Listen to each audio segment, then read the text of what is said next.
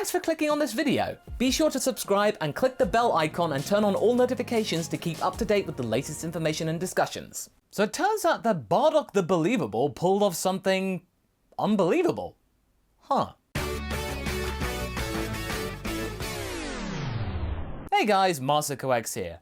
Now that the original Bardock movie has been supplemented or supplanted almost by the new Dragon Ball Super Broly movie, it's kind of left the story in a state of flux somewhat. However, we are not changing a single thing of this story to meet the present state of Dragon Ball. Oh no.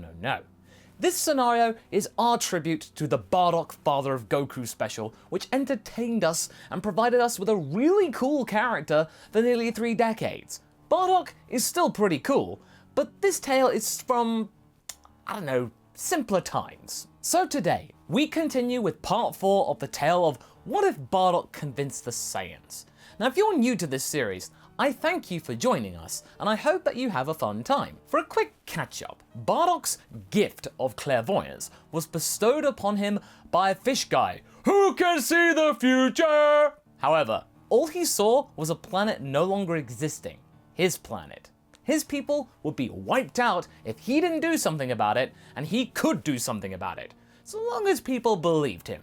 In the original timeline, nobody did, hence why he had to go it alone until it was too late and Frieza had his way, as we all know. In this story though, Bardock managed to convince more people, including ultimately the Queen of all Saiyans, Queen Cassava, to escape Planet Vegeta, find a new home, and then hatch a plan to avenge their fallen homeworld and end Frieza's reign. After 2 decades of silently rebuilding a new Saiyan colony, Bardock was ready to bring back Vegeta and then finally get his plan into motion. But the prince wasn't an easy catch, not even with his mother assisting him.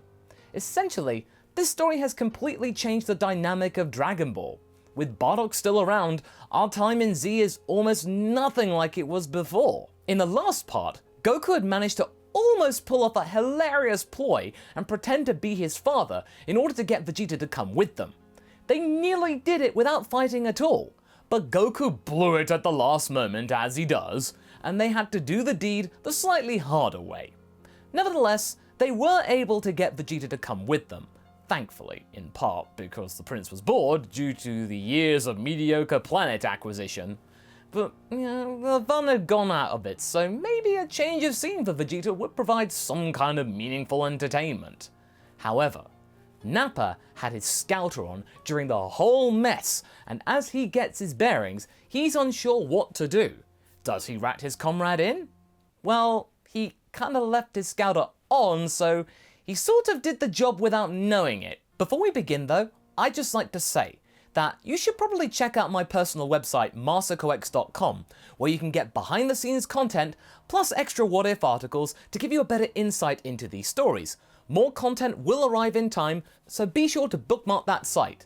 Thank you. When Nappa gets to Frieza's main building on Frieza Planet 79, Dodoria and Zarbon are there to greet him, acting very cordially towards him. Too cordially. Nappa tries to play it cool and dusts himself off, asking to speak to Lord Frieza. Zarbon wags his finger and asks why the Emperor would want to speak to Saiyan trash without the prince around. Where is he, by the way? The pair are toying with Nappa. They know what's happening. Nappa tries to make some kind of lame excuse, but he's not good at thinking on the fly. Dodoria believes that this is enough squirming and says that they know about what just happened. They heard that Bardock is still alive and that Vegeta skipped town, and that Nappa got beat up by a girl, the queen no less.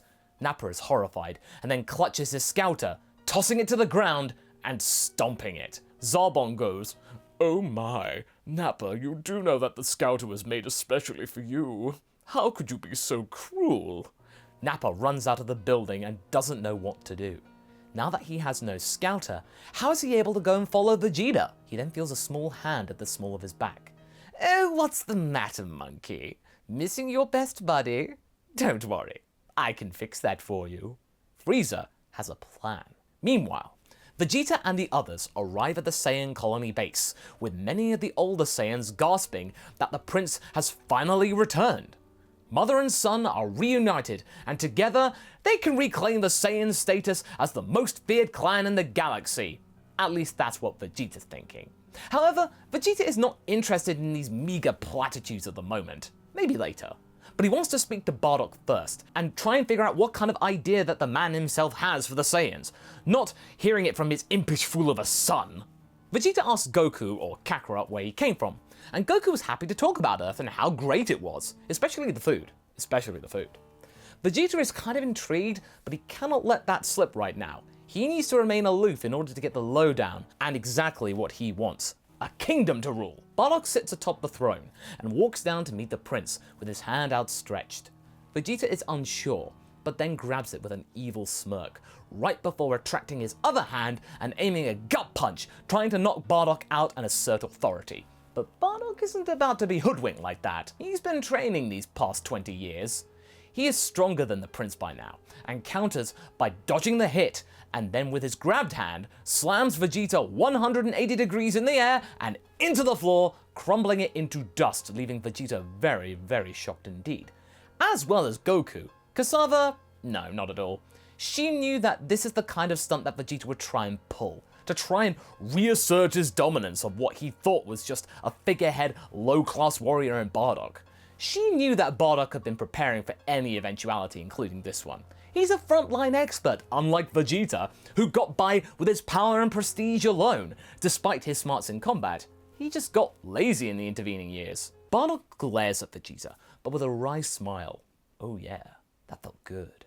The prince gets up and pretends that nothing happened, and is ready to hear whatever prattle that Bardock has to say, claiming that, yes, the stunt was a test. Sure, Jeet, a test. Now with that case of bravado out of the way, the two begin to converse with Bardock, giving the rundown about what happened after Planet Vegeta was obliterated.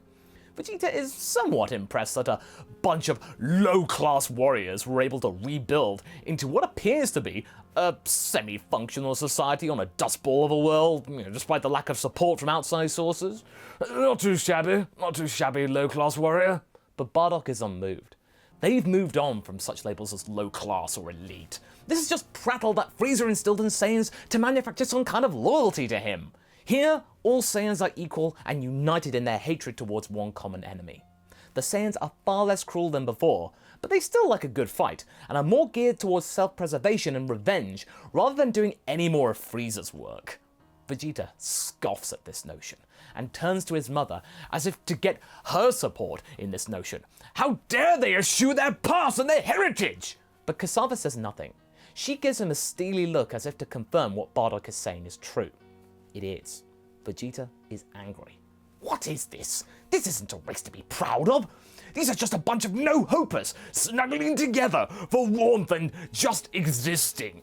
These aren't the warriors that other planets feared. They're nothing. They're hiding. Vegeta has heard enough and demands to leave. Bardock then points out that if he leaves and tries to return to Frieza, he will probably be ended right on the spot. That Nappa fellow, how trustworthy is he? Vegeta stops. Oh, dang it! He's right. That Nappa would squeal and then Frieza would get the wrong end of the stick. Bardock knew that this would happen and leaves the prince no option but to stay and help in some way. Clever. He'd make a brilliant scientist, that Bardock, with his hypothesizing, wouldn't he? Now back to Frieza Planet 79, and the search for this Saiyan colony has begun in earnest, but nothing has come up as of yet. Nappa is standing there by the bank of terminals, unsure what he is meant to do with Frieza's support amongst all of this tech. This is beyond him. Frieza is buttering him up, of course, and explaining that he knew that Vegeta would abscond one of these days. It was just in his nature, the poor thing. He could tell that the prince was getting sloppy, and that his heart wasn't in it anymore, from what he could see of the work that he'd done, or lack thereof, as well as the conversations that they had overheard via the scouter. It sounded rebellious to me. This act was bound to happen, but you Nappa are loyal to the Frieza Force, aren't you? With Nappa keen to save his own skin right about now, especially in the company of Frieza, he agrees to do whatever he wants with gusto, which makes Frieza chuckle with how much of a suck-up the lug's being. Oh well, platitudes are always nice to hear. The Emperor then tasks Nappa with a simple request. Go and gather intel from this planet, wherever it is. He presents Nappa with a tool that could help him in his quest, a brand new scouter, the latest model, a prototype. This scouter was meant for Frieza to use solely, but he reckons that the Saiyan might make a good test subject, just in case something goes wrong. It can scan further out than any other model, so it might prove useful in finding Vegeta and bringing him back. His power signature is loaded into the scouter's databanks. They have a lot of dirt on Vegeta. Nappa is a little scared to go behind his buddy like that, but Frieza knows exactly what to say to turn him around.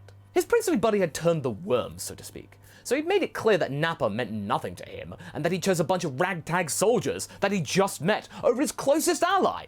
How cold of Vegeta to do! Nappa agrees, and Frieza is amazed with how easy it was to turn him. He must be really dim, that Nappa. Either way, Nappa is given a small ship to manage along with a crew, and they then set off in pursuit of Vegeta with this new scouter in tow. Speaking of, Vegeta is beginning to trust Bardock more and more with each passing day. For the last few weeks, the gang have been mounting a plan to start to disrupt Frieza's resources in order to slowly dismantle his influence and reclaim planets that were lost to his own influence. This planet that they've been on for decades was just the start.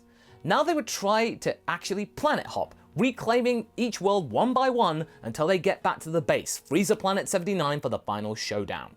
They can't take on Frieza immediately, but this might do. But then Vegeta points out that Frieza's power level is supposedly meant to be 530,000. Not even his Great Ape form could match that. How do they suppose that they get stronger in a matter of months?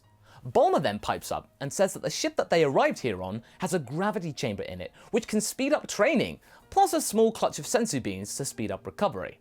Vegeta is skeptical, but amazed at the prospect. This woman may be onto something. He asks her name, and she says it's Bulma. Not a bad idea, Bulma. Bulma gets the vapors, despite the sarcasm in his voice. Just for a second though, but she regains her composure.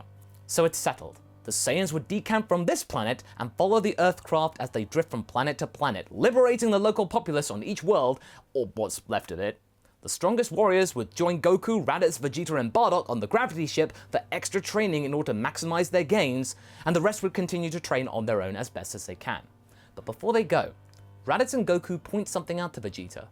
Can he suppress his power level? Vegeta is confused. Goku mentions that those scouter things, whatever they are, they can sense energy probably, much like how they can naturally, or he can. If he could control his power and decrease it temporarily, Vegeta, they might be able to slip by undetected for longer. Bardock didn't know this either, and thinks that this might be a good idea to do, but not just for Vegeta, everyone. This would really spook Frieza. The scouters of his won't be able to keep up with their plan. They won't know what's happening. Ha! This is gonna be great! It's a race against time, as the Saiyans train to sense or suppress their power before Nappa finds them and alerts the Frieza Force. Do you fancy a poll? Here. Do they manage to escape and learn how to suppress their power in time? Vote now, as we now leave things where they are for the moment. So what do you guys think? Do you think this plan will work? How far will the Saiyans get before being stopped? Leave a comment below and let's get this discussion going. Anyway, I hope you enjoyed this video and I hope to see you in the next one. Catch you later!